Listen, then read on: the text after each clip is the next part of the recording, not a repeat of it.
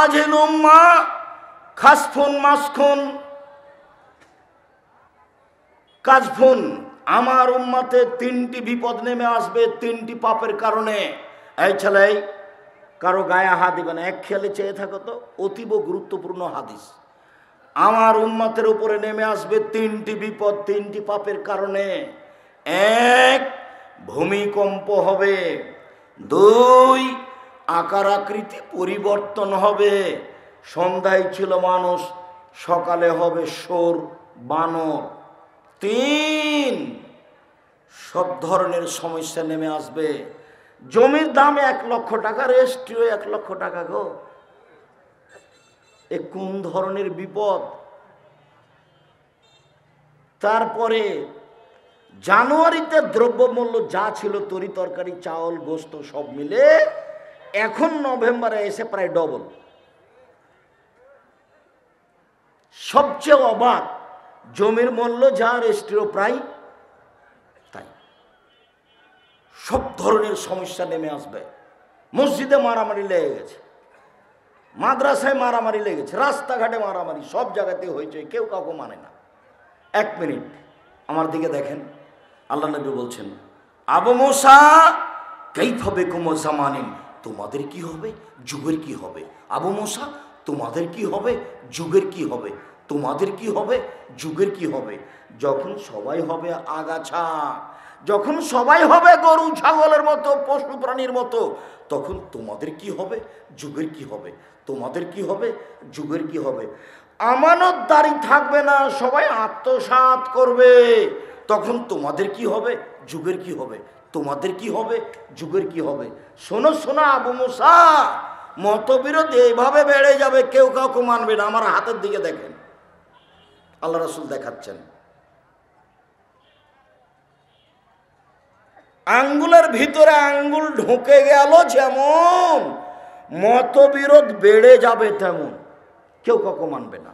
তখন তোমাদের কি হবে, যুগের কি হবে। তোমাদের কি হবে, যুগের কি হবে। তখন সাহাবেগণ বলছেন, বলেন কি করতে হবে, আপনি বলেন, আমরা কি করব আপনি বলেন। তখন 3টা কথা বললেন। এক, মুখ বন্ধ রেখো, মুখ খুলিও না। 2, বাড়িতে থাকিও, বাহিরে যায়ও না। 3, ভালোটা বাছাই করে নিও, মন্দটা ছেড়ে দিও।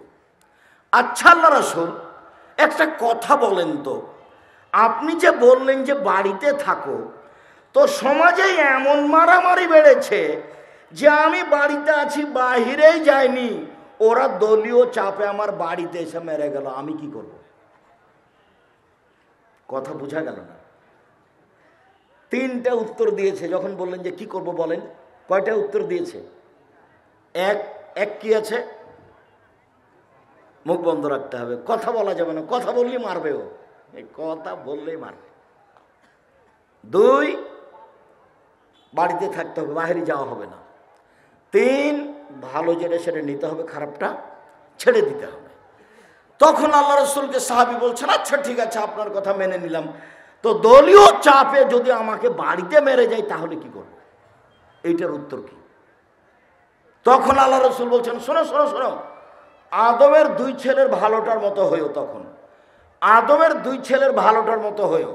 কাবিল বলল হাবিলকে, এ হাবিল, তোকে আমি মারবো রে। তখন হাবিল বলছে, আমাকে মারো মারো, আমি তোমাকে মারবো না। বিচারের মাঠে আমার পাপ আর তোমার পাপ নিয়ে তুমি উঠিও, তুমি আমাকে মারো মারো, আমি তোমাকে মারবো না। ও যদি বাড়িতে এসে মেরে যায়, তুমি মুখ খুলতে পাবা না। বুঝা গেল না কথা? আমি আল্লাহ রাসূলের কথাটা আপনার সামনে নকল করলাম। 3টি পাপের কারণে 3টি বিপদ নেমে আসবে। 1, এই যে সারিবুল খমরা, যখন মানুষ নেশাদার দ্রব্য পান করবে। 2, জাহারাতিল কায়নাত, মেয়েরা যখন নাচবে। সব মোবাইলে মেয়ে নাচে, সব দোকানে মেয়ে নাচে, সব ঘরে মেয়ে নাচে। 3, জারাবুবিল মাযিব, যখন বাদ্যযন্ত্র প্রকাশ পাবে, সব মোবাইলেই বাজনা বাজে, সব দোকানেই বাজনা বাজে, সব ঘরে বাজনা বাজে। দিনাজপুর শহরের একটা 5 তলা বাড়িতে 30টা রুম আছে, তার 25টা রুমেই বাজনা বাজে। মেয়ে নাচে। 3টে বিপদ নেমে আসবে 3টা পাপের কারণে। 1, ভূমিকম্প হবে। 2, আকার আকৃতি পরিবর্তন হবে। 3, সমস্যা নেমে আসবে। পাপ 1, যখন তারা নেশাদার দ্রব্য পান করবে। 2, মেয়েরা যখন নাচবে। 3, যখন বাদ্যযন্ত্র প্রকাশ পাবে। আল্লাহ নবী বাদ্যযন্ত্র শোনার পরে কানে আঙ্গুল ঢুকিয়ে দিলেন, ফানানিত তারিকে, দূরে সরে গেলেন। দূরে সরে গিয়ে বলছেন, আব্দুল্লাহ ইবনে উমর, জি তুমি কি বাজনার শব্দ শুনতে পাচ্ছ? জি না, এখন শুনতে পাচ্ছি না। ফারাফাইস বাইহি মিন উজনাইহি, তখন তিনি আঙ্গুল দুটো কান থেকে বের করলেন। আর এই যে কাহারোল থানার এই শিক্ষিত লোকটা, ও হলো হাই স্কুলের হেডমাস্টার, মাস্টার ডিগ্রি পাস মানুষ। আর তার বউ হলো প্রাইমারির হেডমাস্টার। দুইজন দুই দিকে বসে আছে, আর ছেলেটা কানে ইয়ারফোন লাগিয়ে আছে। আল্লাহ নবী কানে কি দিয়েছিলেন? আঙ্গুল। আর এই লোকটার, এই বাচ্চাটার কানে কি লাগানো আছে? কোথাকার গান চলছে? ইন্ডিয়ার। তোমরা যদি এই বাপ মাকে শিক্ষিত বলো, তাহলে মূর্খ কেনা? সবাই যদি বলো যে এই বাপ শিক্ষিত বাপ, তাহলে মূর্খ কে? শুধু মূর্খ বললে ভুল হবে, এ হলো শয়তান বাপ, শয়তান। এই পরিবারকে কবর দিয়েছে, বাপ নয়।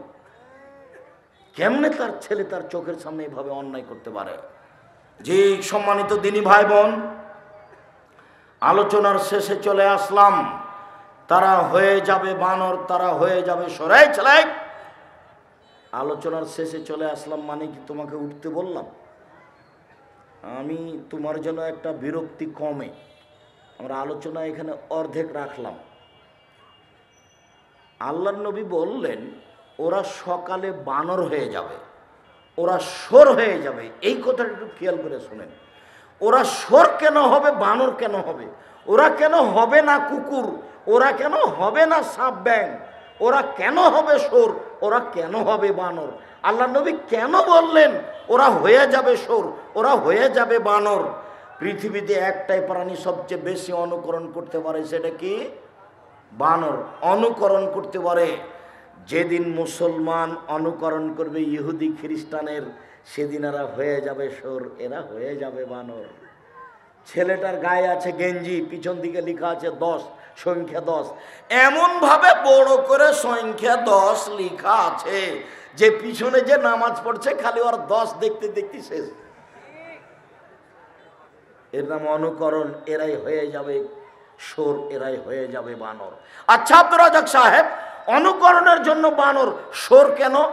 মনে রাখবেন, একটাই পৃথিবীতে প্রাণী আছে যার অনুভূতি নেই, কোনো অনুভূতি নেই। গরুর অনুভূতি আছে। আমার আব্বা তো কৃষক মানুষ, আমরা মাঠে গরু চড়ে অভ্যাসী ছিলাম। যেখানে ঘাস উঁচু হয়ে আছে ওখানে গোবর আছে, গরু আর এই ঘাস খাবে না। তার মানে তার অনুভূতি আছে। এখানে গরু জবাই করেছেন, আপনি আপনার গরুটা টেনে নিয়ে যান, ওখান থেকে যাবে না।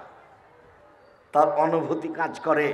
পৃথিবীতে একটাই প্রাণী যার অনুভূতি নেই, সেটা কি বলেন তো? শোর, শুকুর। যেদিন মুসলমানের অনুভূতি হারিয়ে যাবে, তাই তো আর চুল ছেটেছে এরকম করে, তাই তো গেঞ্জি 10 নম্বরের, তাই তো ডাক্তার যখন বড় ডাক্তার নামলেন গাড়ি থেকে, তখন গলায় টাই আছে, পরনে প্যান্ট আছে, টাকনোর নিচে আছে, দাড়ি চাঁচা আছে, হাতে সিগারেট আছে। একটু পরে বৌমা নামলো, হালকা হালকা কাপড় আছে। একটু পরে নাতনি নামলো, গায়ে কোনো কাপড়ই নাই, দেখি গাড়ির পিছন দিকে কুকুর আছে। এরা ইহুদি খ্রিস্টানদের অনুকরণ করেছে, এরাই হয়ে যাবে শোর, এরাই হয়ে যাবে বানর। সম্মানিত দিনী ভাই বোন, আজকের মতো আলোচনার শেষে এসে সবাকেই আদ-দাওয়ার পক্ষ থেকে উসমানী কায়দা এবং অন্যান্য বই, আব্দুল্লাহর মিন্নাতুল বারি আছে ব্যতিক্রম বই, আর আমাদের এই সলাতের উপরে আজকের আলোচনা উপদেশ বই আছে 3 নম্বর 4 নম্বর চ্যাপ্টারে টাকা না থাকলে একটা পত্রিকা হাতে নিয়ে যাবেন, আল ইতিসাম পত্রিকা, 50টা প্রশ্নের উত্তর আছে। আর আমার দিনী বোন যারা আছেন, আপনাদেরকে বলছি, আব্দুল্লাহর আম্মার বই লেখা আছে, বেগম রোকেয়া লিখেছে অবরোধবাসিনী, তাই আব্দুল্লাহর আম্মা লিখেছে কেন হব অবরোধবাসিনী। শিক্ষা বনাম জাহেলিয়াত 1 থেকে 10 পর্যন্ত এগুলো জাহেল মানুষে লিখেছে, তার বইয়ের নাম হলো শিক্ষা বনাম জাহেলিয়াত। আমার দিনী ভাই বোনকে আদর্শ পরিবার, আদর্শ নারী, নামাজের উপরে, দুয়ার উপরে বইগুলি সংগ্রহ করার জন্য অনুরোধ জানাচ্ছি।